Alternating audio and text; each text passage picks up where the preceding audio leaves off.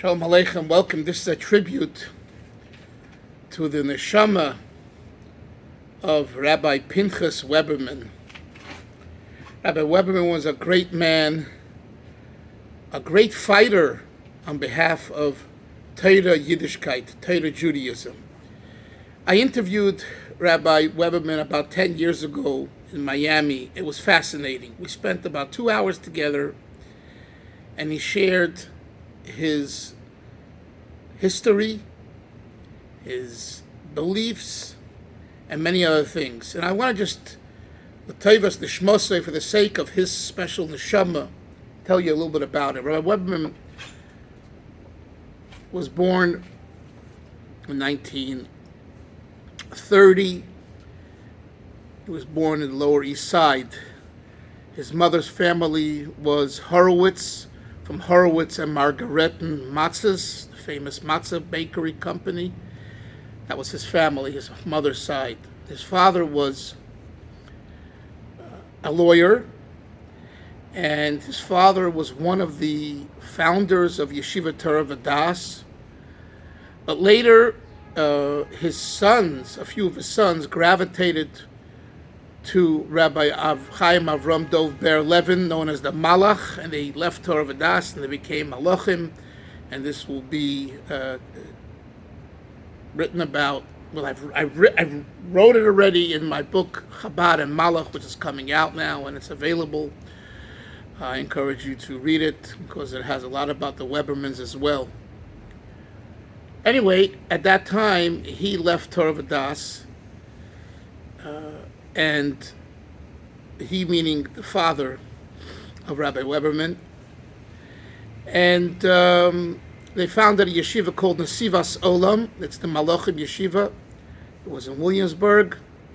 It was a fantastic yeshiva. But before that, Rabbi Weberman told me he remembers when he was 5 or 6 years old in 1935 or 36, looking from the upstairs in his house, looking down and hearing the way Reb Shraga Feivel Mendelovich, who then was the principal and dean of Torah Vadas, arguing with his father and saying, listen, if you want them to wear beards, and he took his beard and he said, take the beard. Rabbi Mendelovich felt that students wearing beards in Torah Vadas at the time will turn off parents from sending their children to Torah Vadas. It was not like today. So of course he believed in beard and had a beard. He was a Chasid, Rabbi Mendelowitz.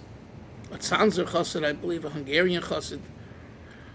But nevertheless, by the way, who was a real fan and student of the Alter Rebbe. And that's why until today in Torah Vadas they don't say Tachton on Yutes Kislev because of him. Anyway, and so Rabbi Pinchus Weberman told me he remembers as a little boy this image.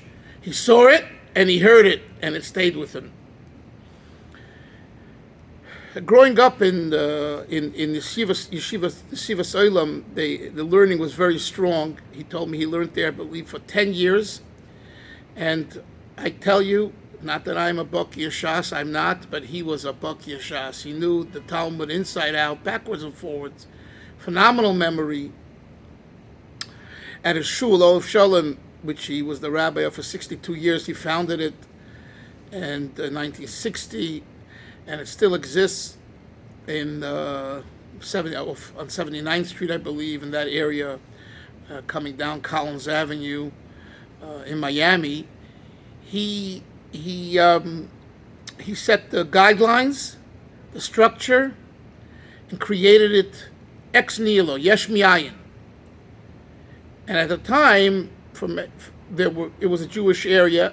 Today it's not that way, but there were many Jews in the area which davened, they prayed at his shul. So he told me that Florida at the time, Miami, was it wasn't a religious place. There weren't frum Jews there. He went there because he was told by a friend that it would be a good place. Actually, a Rebbe in the yeshiva, he was a Rebbe in a yeshiva here in Borough Park, who encouraged him to do this, and he went to talk to the Rebbe. In general, he wasn't someone who went to Rebbe's, but in 1957, a friend of his encouraged him, this other rabbi who was a Lubavitcher in this yeshiva in Borough Park, to go, and he went, and he was most impressed with the Rebbe. He felt the Rebbe was different in his understanding and his knowledge and in his ability to understand other approaches, and it touched him. Like Rabbi Weberman said to me, I'm a Chasid of the Rebbe, not of Lubavitcher Chassidim. Although he sent his older boys to Lubavitch Yeshiva, I remember Shaya, Weberman, and a few of the others who were students. I think Eli, a few of them were students in the yeshiva when we were in Ocean Parkway in the 1970s. I do remember the Weberman boys. So pretty good for someone who's not a Lubavitcher Chassid to send his kids, to a Lubavitch yeshiva. But he was with the Rebbe all the way, and they publicized how the mikveh, there was a 3-year war that he fought against the established mikveh in Miami, and he felt, according to halacha, it was invalid, it was puzzle, and the rabbi who gave the hechsher and some others sided with that rabbi, and he said no, and he had other rabbinic support, but it took him on his own to lead the fight, because many others who agreed with him, but they didn't want to come out publicly, and start a commotion. And Rabbi Weberman said, no, I'm going to stand up for the truth. So that's the type of person he was. And because of his vast knowledge of Torah, he was able to have this authority. I recall sitting at a Kitzur Shulchan Aruch Shir. He gave a class between Mincha and Ma'ariv in Kitzur Shulchan Aruch, at least the times that I attended. And the entire Talmud, the entire halacha, Jewish law, all came out from those few simple words that he was reading in the Kitzur Shulchan Aruch. It was amazing to see. I would go there just to hear his shir, because it was brilliant to be able to read the concise version of the Code of Jewish Law. From it, he mentions to you the entire expansion of Torah. What is the Talmud saying? What is the Rambam saying? What is the Rif saying? What does the Torah say? What is the Mishnah Brura? What is the Alter Rebbe? What does Chasidus? What does Musar say? All coming out from one simple line in the Kitzur Shulchan Aruch.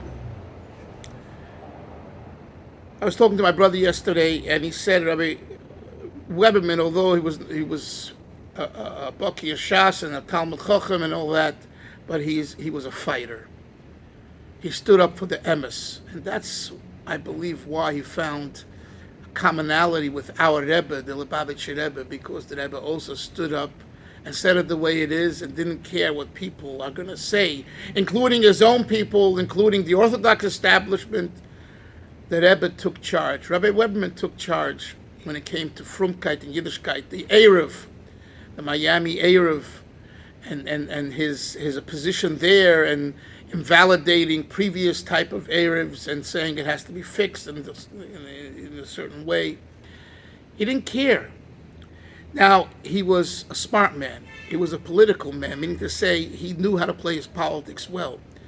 For example, someone told me that I think it was Motzei Yom Kippur or sometime, I forget when, after a holiday, they walked out of shul and they saw the policeman and the chief of police having good steak that his kids prepared.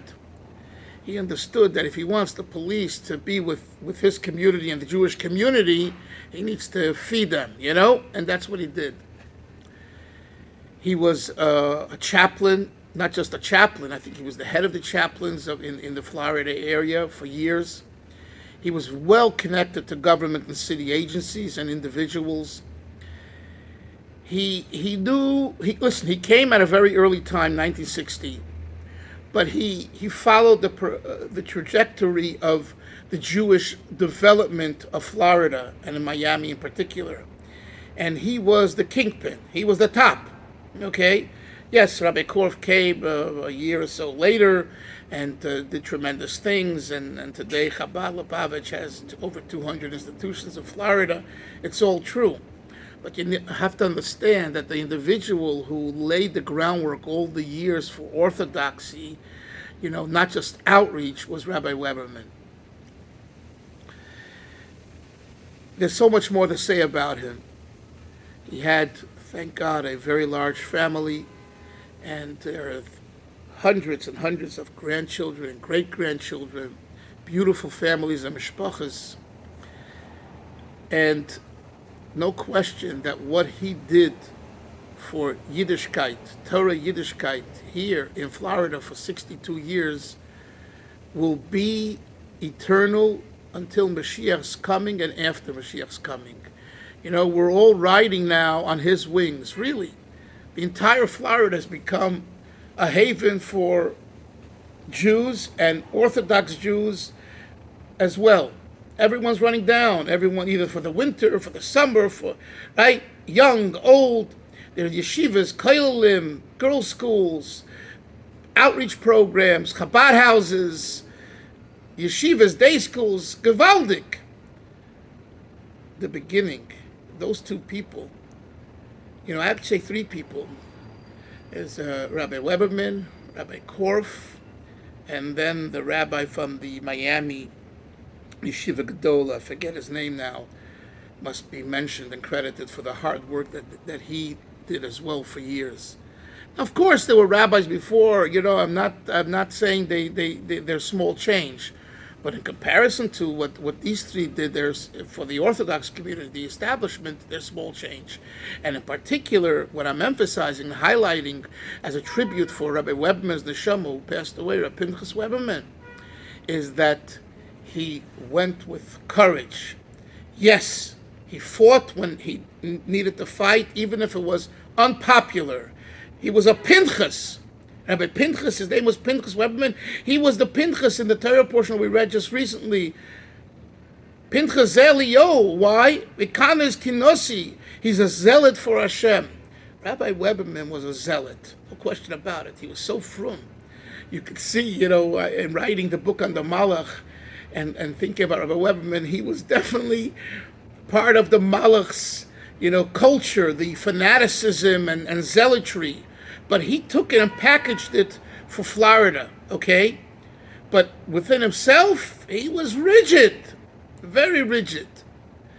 Yehi Zichrei Baruch, may his memory be a blessing. V'kitzav v'rana sheikh and offer may be reunited, awakened through the resurrection of the dead, with the coming of Mashiach, Bebias Mashiach Tzidkenu Bekorev Mamish B'Yerushalayim Ira Kodesh. Amen. Amen. The neshama of Pinchus Weberman.